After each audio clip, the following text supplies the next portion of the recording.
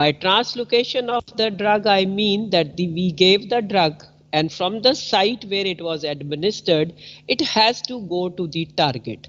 That translocation or the movement of the drug is possible with the help of two systems. One is the bulk flow transfer and other is the diffusional transfer.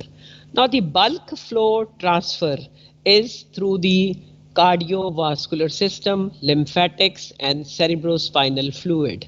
And whereas the diffusional transfer is molecule by molecule over short distances.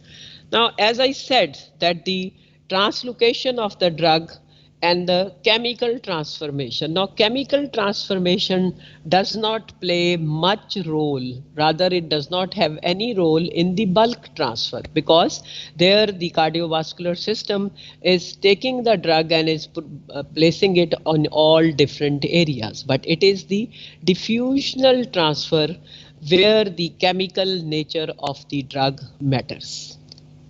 Now you are quite familiar with the structure of the body in the different areas, and you know it that body is not one box, it is composed of many compartments, and all the compartments or they are separated by the barriers. These cell membrane barriers, they separate the two compartments or they separate the extracellular and intracellular compartments. And the anatomical layout of these barriers, that is the epithelial cells which are forming the cell membrane and the barriers, that is different in the different areas depending upon the needs of that area. You must be familiar from your knowledge of histology that somewhere the cells are tightly joined to each other. There is hardly any space between. Somewhere there are potential spaces which are filled with the matrix of proteins which is serving as the purpose of a filter. Then you are familiar with this, that there is a vascular endothelium which is again behaving differently case CNS and in the placenta. ये आपने पढ़ा होगा कि there is a specific barrier which exists which we call as the blood brain barrier and placental barrier, because there the cells are again the endothelial cells, they are tightly joined to each other and they are being encased in an impermeable layer of periendothelial cells, and that ensures that no harmful substance enters or leaks from the blood into these areas. Then you must be familiar with the liver and the endocrine organs and the spleen, that in the liver hepatocytes, they are modified endothelial cells and they form the barrier between the extravascular and intravascular compartments and they allow the substances to move around across them. Then you must be knowing this thing कि endocrine glands के अंदर there are the endothelium is discontinuous and it allows the passage of the hormones into the bloodstream. What I mean to the only purpose of reviewing this was just to give you back, bring you back to this point, that it is the structure of the barrier which is different in different areas, and this is the one which is going to tell that which type of drug will be able to cross the membrane and which type of the drug will not be able to cross the membrane. Then वहीं पर आपने पढ़ा होगा कि movement of the molecules into within the biological environment, that is again with the help of the following processes which you can very well see on your screen. Number one is lipid diffusion. Number two is aqueous diffusion. There are pores in between the cells which have the protein called aquaporins which allow the substances to pass through.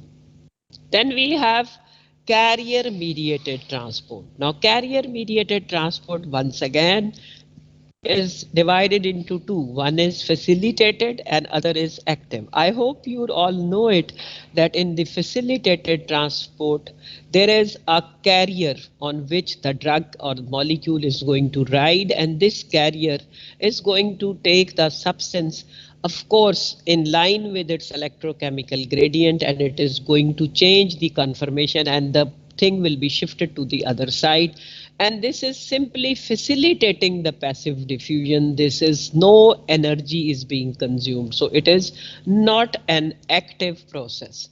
Whereas with the active transport, it is here the substances, they are being transported against their electrochemical gradient, and here these are being pumped by, there are specific pumps, energy pumps, which are energizing this type of transport.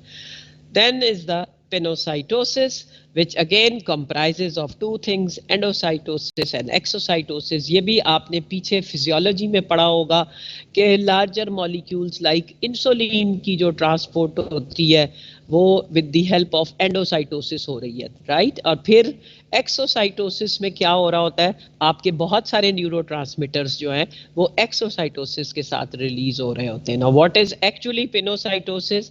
Here endocytosis and exocytosis का मतलब ये है कि the molecule gets attached to the membrane, sometimes the receptor, and then that area is in the invagination is produced, it is engulfed by the cell, and that vesicle which is formed, sometimes it discharges its contents in the cell or it moves to the other end and releases the contents at the other end. This is what is exocytosis. So lipid diffusion, the molecule has to cross the membrane. As I said previously that there is a membrane which is going to separate, जैसे कि gastrointestinal tract है, जैसे कि आपके renal tubules हैं, इनके अंदर there are tight junctions, and here the drug molecule has to cross the two layers, one inner and other outer.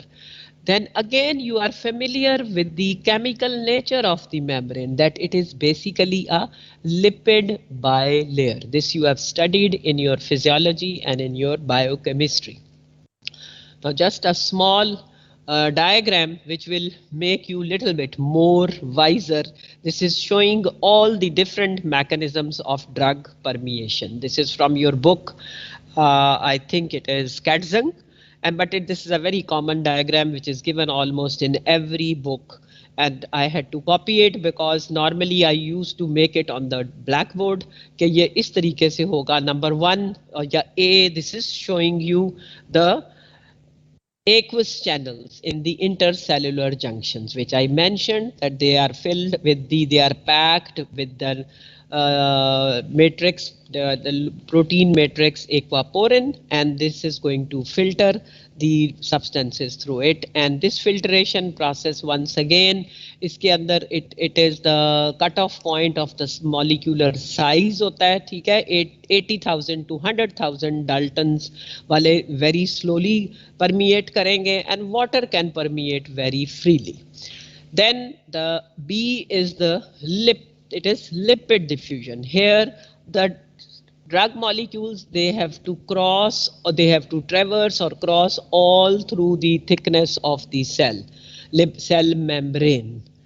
Then sometimes the drugs, there is no other way but they have their own characteristics which they are to be transported with the help of the carriers. अब ये carriers जो हैं ये इनको in and out of the cells लेके जाते हैं, कुछ अंदर लेके आएंगे कुछ बाहर लेके जाएंगे, ठीक है.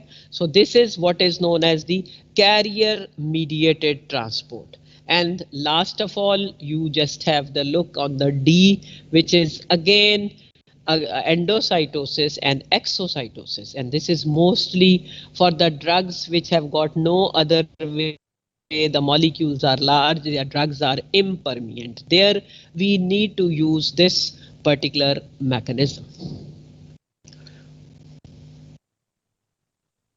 Now, as regarding the as I mentioned you just few minutes back, that there is a lipid bilayer membrane which forms the barrier between the two compartments.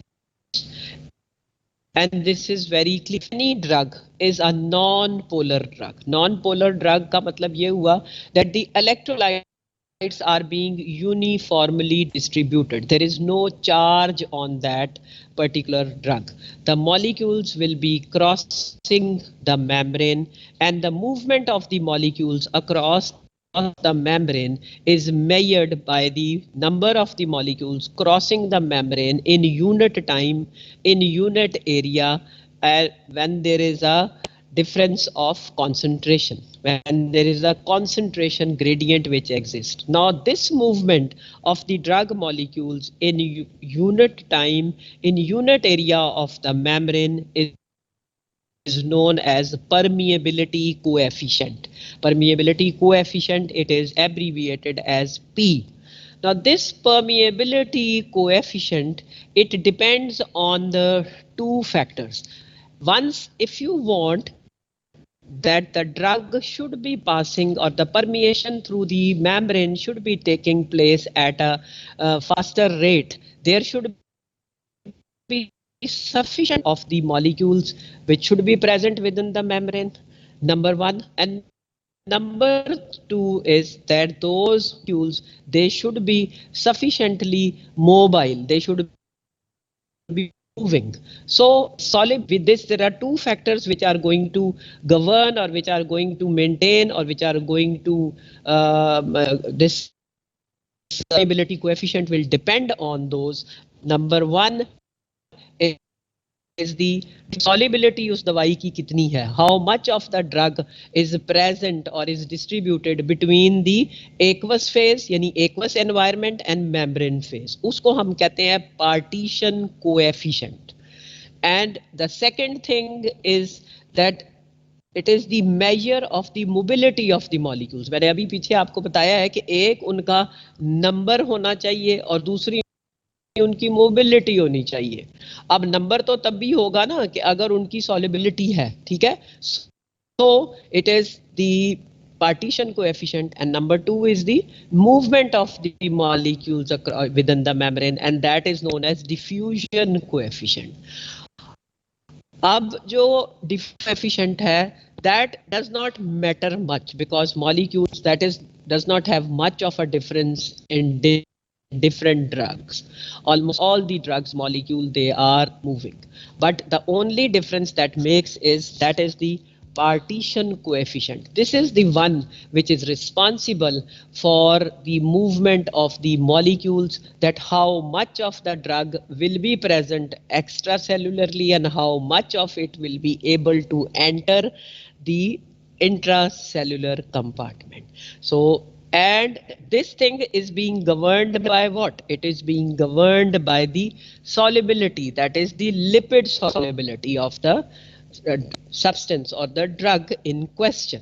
So lipid solubility is the most important determinant which is going to tell us about the pharmacokinetic properties of the drug. अब pharmacokinetic properties कौन सी हैं जो lipid soluble पे करेंगी? Number one के किस rate पे drug की absorption होगी? The rate of absorption of the drug. Number one. Number two, that is penetration into the different compartments or the different tissues. And number three, the extent to which the drug will be eliminated, यानी renal elimination जो दवाई की body से eliminate भी तो होनी है ना बेटा, तो उसकी elimination भी जो है ये सारी की सारी depend करेगी on the lipid solubility. As I have just mentioned few minutes back that we had a non-polar drug with no charge on it, electrolytes uniformly distributed. But the problem arises when the drugs are charged. Now the movement of the molecules across the membrane, the rate, किस rate के ऊपर molecules जो हैं वो move करेंगे एक side से दूसरी side के ऊपर, that is dependent on Fick's law of diffusion.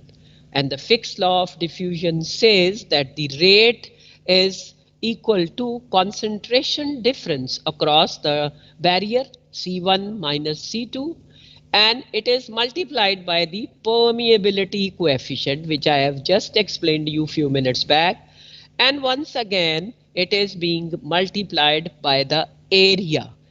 uh, it is inversely proportional. This is to which rate is directly proportional to concentration difference, to permeability coefficient and area, and it is inversely related to thickness. So let me give you an example that by area से मेरी क्या मुराद है. अब anything which we have taken orally, it is that the first point of entry से ये stomach में गई, ठीक है. अगर दवाई जो है स्टमक के अंदर उसकी अनआयोनाइज्ड फॉर्म में है तो उसकी एब्जॉर्प्शन होनी चाहिए ना, लेकिन स्टमक में वो एब्जॉर्ब नहीं होती. The reason is, as we have learned from the Fick's law of diffusion, that the area of the stomach is much less, and maximum absorption takes place kahan? In the small intestines. Why? Because there are villi and microvilli. The area is large, so large area is exposed. Obviously, जितना ज्यादा area exposed होगा उतने ज्यादा molecule strike करेंगे और उतनी ही ज्यादा दवाई जो है वो बैरियर से क्रॉस करेगी. Next comes the point of thickness. When the membrane is thin, I explained you, I think yesterday or day before yesterday when we were discussing the inhalational route, I said that the transfer of gases across the alveolar membrane is very rapid. Why? The membrane is thin. So as compared to अगर हम कोई चीज skin के ऊपर लगाएंगे तो thickness of the skin is such that it will take longer time to achieve that desired concentration. But in case of the lungs, the thickness is the membrane in the case is lungs is thin, and there it takes very little time to achieve the required concentration gradient. Am I clear up till this point? Are you guys listening? Am I clear to this point? We come to the next point, and this is now we have deduced, we have found out that the drug permeation is dependent on what? Number one is the solubility, whether the drug is lipid soluble or water soluble. Number two, concentration gradient. कितनी concentration gradient है? ज़्यादा है अगर higher concentration से lower concentration में जा रहा है. हमने ये पीछे अगर गौर करें तो C1 minus C2 से. ठीक है जी. तीसरे में क्या आ गया? Surface area vascularity. Obviously, we have just few minutes back I have told you that the transport or the transfer of the drug is possible only if the area is having sufficient vascularity and the surface area is more. और चौथा point जिसके ऊपर permeation depend करेगी, that is that the ionization status of the drug. Now why the problem arises of ionization? The thing is that all the drugs, they are not non-polar. ये नहीं हम कह सकते कि तमाम की तमाम दवाइयां जो हैं वो उनके ऊपर इलेक्ट्रोलाइट्स होते ही नहीं है. But there are drugs which are weak acids, there are drugs which are weak bases, and these drugs, weak acids and weak bases, they exist both forms. यानी कभी वो ionized भी होंगी, कभी वो unionized भी होंगी या non-ionized भी होंगी. Why? And the reason is that depends on the pH of the environment and pKa of the drug. Now let me explain you what is pKa of the drug. आपको पता है it is the negative log of hydrogen ion, and pKa negative log of Ka, which is a constant. The drugs I have mentioned, weak acids and weak bases, they have the ionizable group, and that ionizable group has the ability either to lose hydrogen ion or to accept hydrogen ion. ठीक है. Acid के अंदर क्या होता है? Loose, और base के अंदर क्या है? एक्सेप्ट. सो जब भी environmental pH, that very simple way of doing it, that the environment pH is acidic. Let's say stomach, ये acidic environment है, pH 1.5 है. अगर कोई हमने इसमें weak acid आया, let's say aspirin, its pKa is equal to 3.5. Now this acidic drug in acidic medium, this is already the medium is having too many protons in it. उसके अंदर बेतहाशा वो मौजूद हैं, उसको जरूरत नहीं है. So this particular drug in the acidic medium will stay what? Unionized. The ionizable group जो है वो ionize नहीं करेगा क्योंकि accept करने के लिए environment है ही नहीं. So similarly, if any basic drugs come into it, like pyrimethamine है, जैसे एंटी मलेरियल है, ठीक है, वो आएगी अगर इस एनवायरनमेंट में, तो क्या होगा कि the environment is acidic and the drug is basic, so it is there is a tendency for it to gain, right, because the environment is full of it. So there chances are कि वो unionised to ionised status जो है वो change होता रहेगा. वो क्यों change होता रहेगा? pKa ऑफ द ड्रग बेटा चेंज नहीं होता.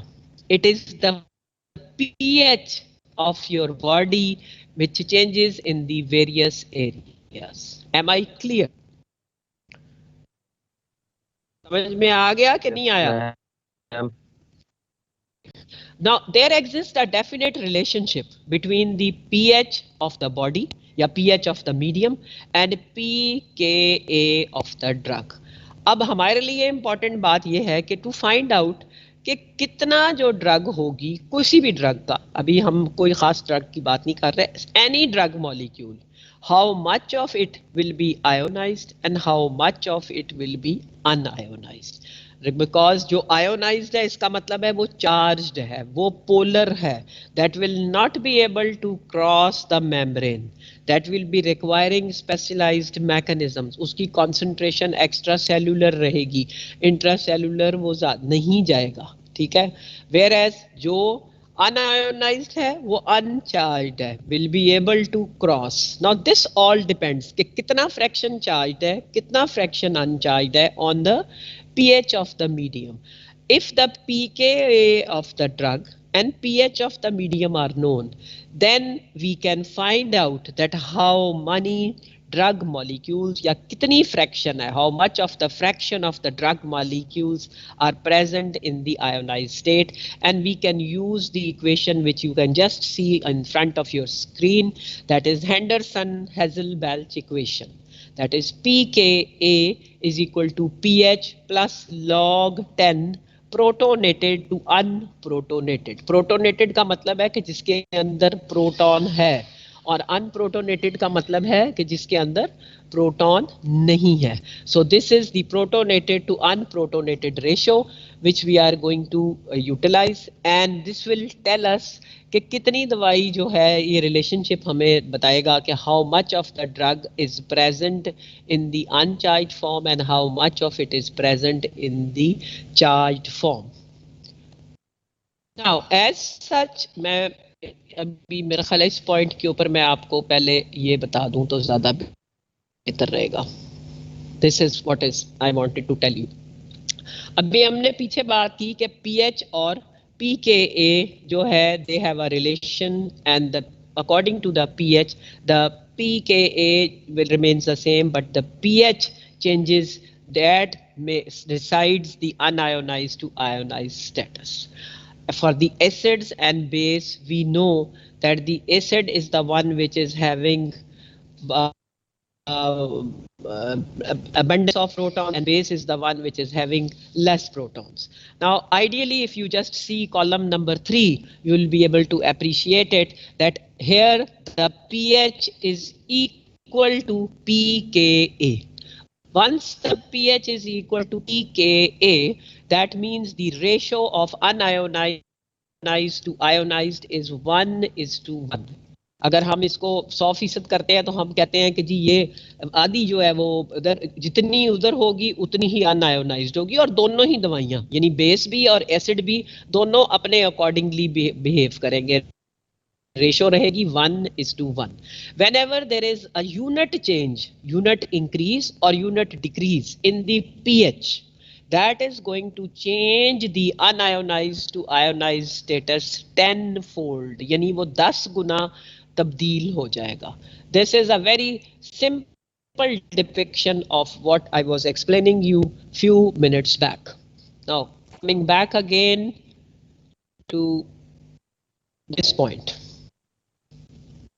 Okay, अभी 2 मिनट पहले मैंने आप लोगों को बताया है कि दवाई हमने पहले नॉन पोलर दवाई थी, उसको हमने लिया और वो जो है membrane, and we said that कितनी उसका हमने परमिएबिलिटी कोएफिशिएंट, फिर परमिएबिलिटी कोएफिशिएंट की डिपेंडेंस को कैलकुलेट किया. Then I mentioned you that all the drugs are not non-polar. Most the drugs are what? They are weak bases, and most of the weak bases are amine containing compound, and the nitrogen of this neutral amine has got 3 atoms. You can very well see it on the screen that there is a picture is given in this nitrogen, and there are 3 atoms which are associated with it. R stands for the substituent carbon, and the 2 are the hydrogens which are present. So this is what is basically is the picture, and on the top if you can see primary, tertiary and quaternary, these are the types of the amines, and all of them, primary, secondary and tertiary, they have a pair of unshared electrons. Okay, and the last one, that pair of unshared electron is not there. In the first there is just one substituent and one pair of shared electrons and 2 hydrogens are present. So this is what we label as a primary amine, and then is the secondary amine, and then is the tertiary amine, and the last one is the quaternary ammonium compound. Now this quaternary ammonium compound, if you just see, it bears a charge on it. So this is the one which is not going to cross the lipid membrane. This is the one which is not going to cross the blood-brain barrier. So this is the one which will be just present outside, यानी ये अपना central effects नहीं produce कर सकता, बाकी की सारी जो हैं वो जा सकती हैं. ठीक है, so this was what I wanted to tell you, because इसी तरीके से बेटा बन के ये एक दफ़ा यूएसएस ने एमसीक्यू दिया था, because this particular diagram is present in your Katzung, that आप इसकी करते हुए नीचे ऑप्शंस थी कि which one of the drug will be able to cross the blood brain barrier या which one will not be able to cross the blood brain barrier. That I don't remember what were the 4-5 options, but this was the MCQ which was present. This particular picture was printed there, and then the answer, you had to respond to all the questions. I hope you have understood. Go through the book yourself. You will be able to understand it in much better way. I have tried to simplify it. I think I may succeed in it. Anyways, I need your cooperation. Now, अब हमने यहाँ पर देख लिया कि दवाइयों को हमने लिपिड बेसिस solubility है which is going to govern their whether they will be moving or they will be not moving, ये कहाँ रहेंगी कहाँ नहीं रहेंगी. Now on the basis of the solubility the drugs are physico-chemically divided. अब वो physico-chemically divided कैसे हैं? नंबर 1, वो दवाइयाँ हैं जो कि वेरिएबली आयोनाइज्ड हैं, यानी कभी वो आयोनाइज्ड हैं कभी वो अनआयोनाइज्ड हैं डिपेंडिंग ऑन एनवायरमेंटल पीएच. कभी लिपिड सॉल्युबल हैं कभी वाटर सॉल्युबल हैं. अभी ये 2 मिनट पहले हमने इस चीज़ को डिड्यूस किया. नंबर 2 के ऊपर कौन सी दवाइयाँ हैं? Which are incapable of becoming ionized because they are whatever is the environmental pH, उनके पास आयोनाइजेबल ग्रुप ही नहीं है, वो कभी भी आयोनाइज नहीं होंगी. उसकी वजह ये है कि दे आर कोई भी एनवायरमेंटल पीएच आ जाए. जैसे एग्जांपल में we have digoxin, we have chloramphenicol, so they are the drugs as they do not have the ionizable group, so they do not have the capacity to become ionized whatever the environmental pH is. Then there are other drugs which are permanently ionized. वो permanently ionized क्यों है? कि उनका जो ionizable group है वो इतनी strongly dissociate हुआ है कि अब वो change होएगा ही नहीं, environmental pH उन पे इफेक्ट ही नहीं करेगी. And some of them have negative charge, some of them have positive charge. Very common examples, one negatively charged की heparin है. Heparin is an anticoagulant which is used parenterally, and positively charged की example है ipratropium, tubocurarine, succinylcholine. These are the drugs which are, so जब हम कहते हैं permanently ionized यानी permanently charged, वो polar drug, they won't be able to cross, they are water soluble, so these are the drugs which will have limited entry into the cell. अब ये जो दवाइयां हैं, जैसे अब हेपरिन है, हम इसको पैरेंटली ही देंगे, ठीक है। जब अभी थोड़ी देर पहले हमने प्लेसेंटा के और सेंट्रल नर्वस सिस्टम के मेम्ब्रेन के characteristics we have studied, right. So that means these drugs will not be able to cross the placental barrier. These drugs will not be able to cross the blood-brain barrier. Now coming down to the placental barrier, अगर हम देखें तो this is one good point that in some people, ladies who are on the family way, they are pregnant and they need an anticoagulant, their heparin can be safely given because heparin will not cross the placental barrier, whereas the other oral anticoagulant warfarin that can cross. Likewise, जैसे अभी थोड़ी देर पहले मैंने ipratropium और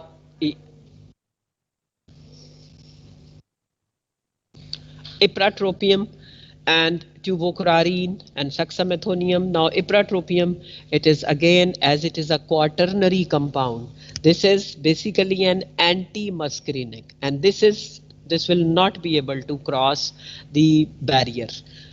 Likewise tubocurarine और ये सक्सामेथोनियम, बेटे ये दोनों मसल रिलैक्सेंट्स हैं. अब इनकी हर चीज का एक पॉजिटिव पहलू भी होता है ना. पॉजिटिव बात इसमें क्या है कि when we have to perform the caesarean section, there the anaesthesia is given and we need a muscle relaxant, and this muscle relaxant, that is succinylcholine or tubocurarine, this is the one which can be given safely. Why? Because they are not able to cross the placental barrier, they will not be harmful to the baby. So this is what is the positive thing in this. Okay, now here we come to that point, ये जो पीछे अभी आपको थोड़ी देर पहले मैंने बताया. अभी कॉमन एग्जांपल में बेटे आपको मैं एस्प्रीन की एग्जांपल देती हूँ कि एस्प्रीन, अभी मैंने थोड़ी देर पहले बताया है कि aspirin is a weak acid and it's pKa is 3.5 and you are very well familiar with the fact that the pH in our body, in the gastrointestinal tract की पहले ले लेते हैं, that it varies with the area. In the stomach the pH is 1.5, in the upper intestine it is somewhat 6.8, in the lower portion of the intestine it is somewhat 7.6 or something like that. Then you know it that in the urine the pH ranges between 4.5 to 8.6. So that means there is a potential for the change exists in the renal pH. Now any drug, once again aspirin, which is being taken by you, this aspirin once enters the stomach, here the environment is what? It is acidic environment. Acidic environment, acidic drug, the drug will stay unionized, will not be ionized. Once the drug is unionized, तो इसका मतलब क्या हुआ कि उसकी solubility जो है वो बढ़ गई. It is lipid soluble. It will easily cross the gastric epithelial cells. जब ये गैस्ट्रिक एपिथेलियल सेल्स को क्रॉस करेगी तो बॉडी की जो वैसे पीएच है प्लाज्मा में, वहां की पीएच क्या है? 7.4. there that pH is what? It is alkaline. There the drug, our aspirin, will get ionized. Once it is ionized, it will get trapped there, and this is what is known as ion trapping. And it is said that one of the reasons for the adverse harmful effects of aspirin on the gastric mucosa is because of this ion trapping. Now as the remaining in body, the aspirin now gets metabolized. body में जब aspirin लेते हैं तो 15 से 20 minute के बाद इस पे मेटाबॉलिज्म होता है और ये चेंज हो जाती है एसाइल सैलिसिलिक एसिड से, ये बन जाती है सैलिसिलिक एसिड. तो सैलिसिलिक एसिड जो है बेटा उसकी pKa है 3. अब क्या होगा? that the whatever the drug is present, it is present maximally extra intracellularly. It is going to go through the body system and be filtered through the glomerulus, enters the renal tubule. Once it enters the renal tubule, there the pH is, as I mentioned, it is more alkaline than plasma. Here most of the drug, it is going to go what? It is going to become unionized. जब वो unionize होगी तो क्या होगा? It is going to do what? It is going to be absorbed by the renal tubules. So what will happen is that all this, it is instead of getting filtered, ये सारी की सारी हमारा जो यूरिन की जो pH है वो चेंज हो जाएगी ना जब एस्प्रिन उसमें आ गई, तो प्लाज्मा जो है वो इसको सारी को दवाई को एब्जॉर्ब करेगा. अब इसके अंदर हमने क्या करना है? We have to make urinary pH जो कि हमारी रेंज करती है उसको हमने ज़्यादा एल्कलाइन करना है. जब हम ज़्यादा एल्कलाइन करेंगे तो ही हमारी एस्प्रीन उसमें से एक्सक्रीट होगी. क्यों? कि ऑलरेडी जो एनवायरनमेंट है what is having lack of protons and aspirin will become more ionized and will be eliminated. ऊपर से जो आ रही थी हमारे पास वो एस्प्रीन जो थी वो 3 उसकी पीएच के साथ पीकेए के साथ आ रही थी और यूरिन की भी एनवायरनमेंट एसिडिक थी. That was urine was all acidic and the thing was getting trapped back into the renal tubules. To avoid that, अब वो trap होके क्या हो रहा था? वो reabsorb हो रही थी. ठीक है. So whenever there is excess or there is accidental intake of aspirin यानी overdose हो गई, तो अब आप क्या करेंगे? You will have to make the urine alkaline. आप यूरिन की alkalinization कैसे करेंगे? It is with the help of sodium bicarbonate. This sodium bicarbonate जब ये alkaline करेगा यूरिन को, अब इसके अंदर 2 बातें होंगी. सोडियम बाइकार्बोनेट जो है बेटा वो आपकी जो वैसे पीएच है उसको भी alkaline करेगा. जब पीएच alkaline होगी